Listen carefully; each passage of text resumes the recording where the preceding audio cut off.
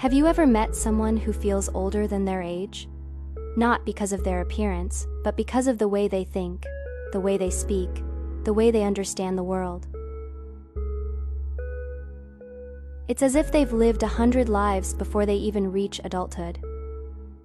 People look at them and say, "You're so mature." But behind that maturity, there's a truth most people never see. Most of these people weren't born wise. They were forced to grow up too fast.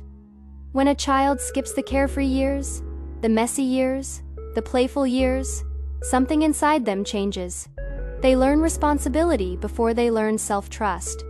They learn survival before they learn safety. And the world mistakes their strength for natural maturity. Growing up too fast isn't just about chores or helping out. It's about carrying emotional weight that was never meant for small shoulders. Some children become the support system for their parents. Some raise their siblings. Some learn to hide their fear because everyone around them needs them to stay calm. They adapt, they endure. But the cost is invisible. Psychologists call this parentification. But you don't need the term to understand it. You only need to picture a child who feels like they have no choice but to be strong. Imagine a 9-year-old making breakfast because no one else will. A 10-year-old comforting their mother because she has no one else to lean on. A teenager working after school to help pay bills. A child scanning the room, reading the tension in the air, instantly knowing if the day will be peaceful or unpredictable. These children rarely complain. They don't ask why. They simply adjust because that's what survival looks like when you're young. But survival leaves marks that no one else can see. Inside the mind of a child who grows up too fast, several things begin to shift. The first is hyper-independence. They learn early that asking for help is dangerous, or pointless, or inconvenient.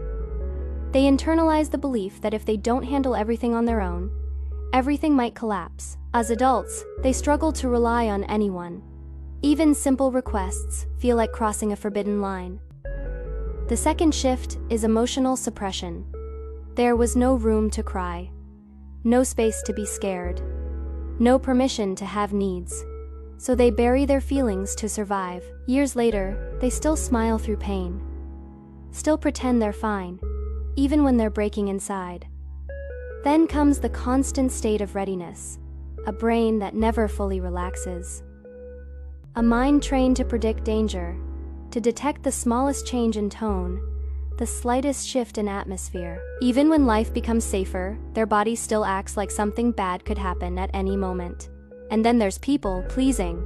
When a child learns that love is earned through being useful or quiet or easy to handle, they grow into adults who avoid conflict, who apologize too often, who feel guilty for taking up space. They put everyone else first because somewhere deep inside, they believe that their worth is measured by how much they give. And yes, they appear older than their age. Not because they're truly mature, but because they've carried adult responsibilities since childhood. It becomes part of who they are. When these children grow into adults, the effects follow them everywhere. They overwork themselves. They choose relationships where they feel responsible for fixing the other person. They struggle with trust. They feel guilty resting, guilty saying no, guilty simply being human. Underneath all of that is a child who never got to be a child who wanted someone to notice their fear, someone to tell them they didn't have to be strong all the time, someone to say that needing help wasn't a flaw. That child still lives inside them, quietly waiting for the safety they never had. So how does healing begin? Healing starts with understanding, realizing that what happened to them wasn't normal, realizing it wasn't their fault, realizing they were carrying responsibilities meant for adults, not kids. The next step is learning boundaries, learning that no is allowed, learning that choosing yourself is not selfish, learning that you don't have to solve every problem that enters your life. Another part of healing is reparenting yourself. Giving yourself the gentleness you never received. Allowing yourself to rest, allowing yourself to feel emotions without judgment. treating yourself with the patience you deserved long ago. Healing also means learning to ask for help. Not because you're weak, but because every human needs support, even the strongest ones. And then there is the process of reconnecting with joy. Letting yourself do things just because you enjoy them, laughing again without guilt, creating again without pressure, allowing yourself to rediscover the pieces of childhood that were stolen from you. Therapy can help too.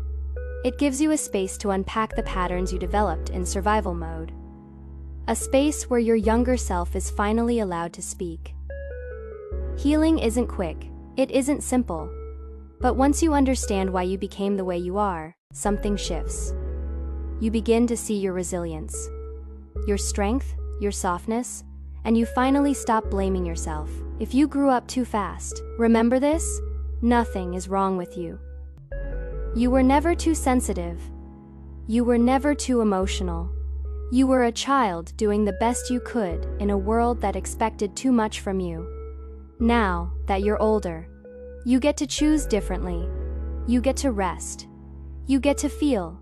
You get to take up space. You get to be imperfect. You get to be happy without guilt. Thank you for listening. If any part of this felt familiar, you're not alone. Share this with someone who might need it, and let me know in the comments which part touched you most. I read everyone. Growing up too fast may have shaped your past, but it does not define your future. Your story is still unfolding, and for the first time, the pace is yours to choose.